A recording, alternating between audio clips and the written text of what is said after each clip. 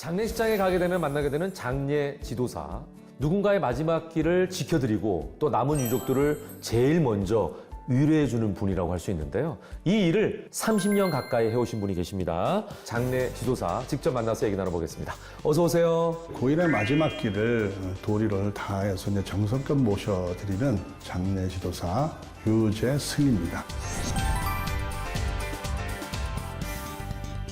구체적으로 어떤 일을 하는지는 잘 모르거든요. 어떤 일을 하시는지 좀 소개해 주시죠. 3가지 정도의 일을 복합적으로 하는 직업을 가지고 있는 일을 합니다. 네. 크게 이제 호상의 역할과 집사와 염사 역할을 하게 되는데 호상은 말 그대로 장례를 아주 잘 아는 사람, 그런 사람을 우리가 호상이라는 말로 정의를 내리고 네. 집사는 그 예절을 돕는 사람, 그러니까 상주가 도리를 다해서 무엇인가를 해야 되는데 그 의식을 집례를 통해서 할 수 있도록 도와주는 사람.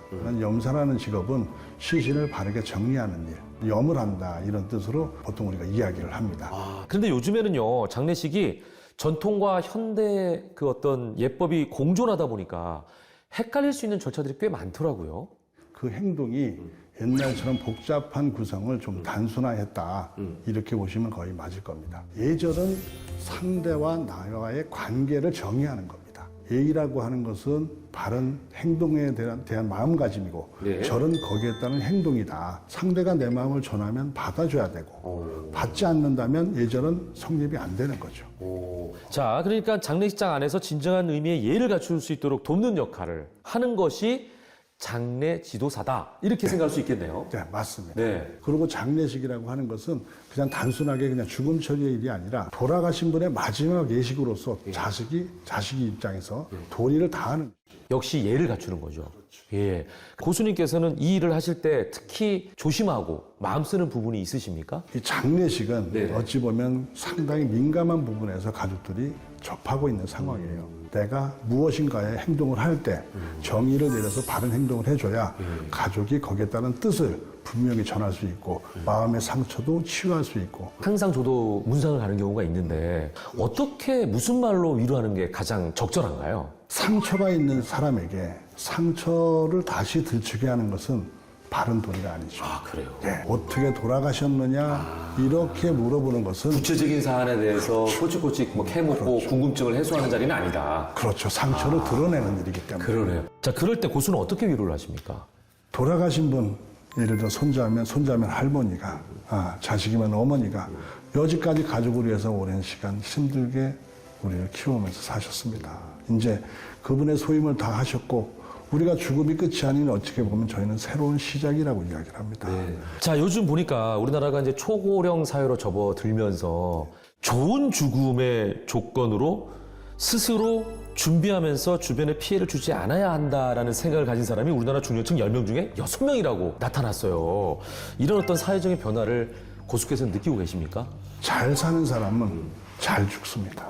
나이가 들기까지의 모든 과정 속에서 자기의 소임을 다한 사람은 자기의 삶도 마무리하는 그런 생각을 갖게 되기 때문에 그래요. 근데 세상의 혼란 속에서 어렵게 살다 보면 그런 생각을 하기가 어렵기 때문에 우리가 죽음이라는 것이 눈앞에 딱 닥쳐지면 당황하고 황망스럽고 그것을 극복하기 위해서 마음의 어떤 짐을 덜어내는 일들을 많이 해야 되는 거예요. 그래서 이 죽음은 준비하는 것이지 그냥 눈앞에 닥치는 것이 어떻게 보면 아니라고 봐야죠. 삶 속에서. 장례를 준비하는 가족들이 가장 힘들어하는 순간은 언제인가요?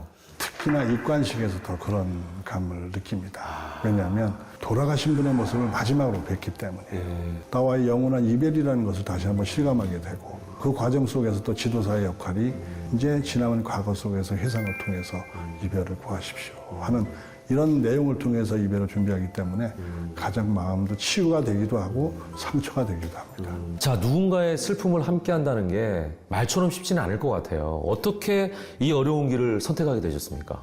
친구 따라 강남 간다. 그런 식으로 친구가 염사의 길을 갔기 때문에 저도 어찌 그냥 그 길을 그냥 쉽게 한번 불러서 갔다가 한 5년 정도 하다가 제가 느낀 게 이게 나의 천직이구나. 장례의 길이 그냥 단순하게 염사의 길이 아니라 가족에게 위로도 줘야 되고 마지막으로 하는 생자의 의식이기 때문에 또 반듯하게 가족이 할 수 있는 역할을 도와주는 일이다. 그래서 그걸 좀 해야 되겠다라고 해서 제가 많은 공부를 그때부터 하게 된 겁니다. 대단하십니다. 예. 가장 마음 깊이 남아있는 어떤 에피소드나 이야기가 있을까요? 나이가 3살 정도 된 어린 아기를 제가 보낸 일이 있어요. 근데 아버지가 키워야 되는데 상황이 못 돼서 할아버지가 키웠어요. 저한테 미리 상담을 통해서 이런 일이 있는데 한번 좀 해줄 수 있겠느냐. 그래서 장례가 일어나서 딱 갔는데 준비된 게 아무것도 없어요. 옷도 없고. 그래서 옷을 새롭게 제작을 해서 슬픈 마음을 가지고 보낸 적이 있습니다. 자, 이렇게 많은 사연들을 만나셨을 것 같아요. 고수께서 느끼시기에 이런 직업을 계속 가져오시면서 사람들이 장래에 대해서 갖는 어떤 오해도 보셨을 것 같아요. 옛날로 생각한다면 장례 지도사를 그냥 염사로만 생각하는 경우가 많아요. 근데 지금은 그런 과정을 벗어났다. 네네. 안내자이기도 하고 예절 지도사이기도 하고 때로는 마음을 치유하는 치유사이기도 하고 이러한 일을 복합적으로 좀 우리가 해야 되는 그런 직업이 아닌가 이렇게 생각을 합니다. 그러네요. 자, 그렇다면 고수가 생각하는 바른 장례는 어떤 겁니까? 그 장례 시작에서부터 끝날 때까지 항상 가지고 살피면서 진행해주는 그런 지도사가 되는 것.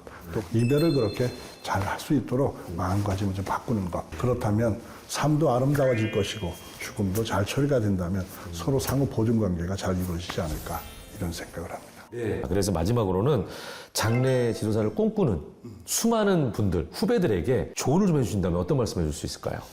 장례 지도사 가장 가지고 있어야 될 중심은 내가 상대를 위하는 마음을 먼저 가져야 된다고 생각을 합니다. 가족은 슬픔을 당한 사람이고 그 슬픔을 위로할 수 있는 사람, 주변에 있는 것보다도 장례 지도사의 역할이 그만큼 크기 때문입니다. 그래서 장례에 쓰여지는 모든 것들을 잘 살펴서 금전적인 것이든지 마음적인 것이든지 이런 것들을 잘 아우를 수 있는 그러한 또 배움을 통해서 가족에게 서비스를 이행하는 사람, 그런 사람이 됐으면 좋겠다.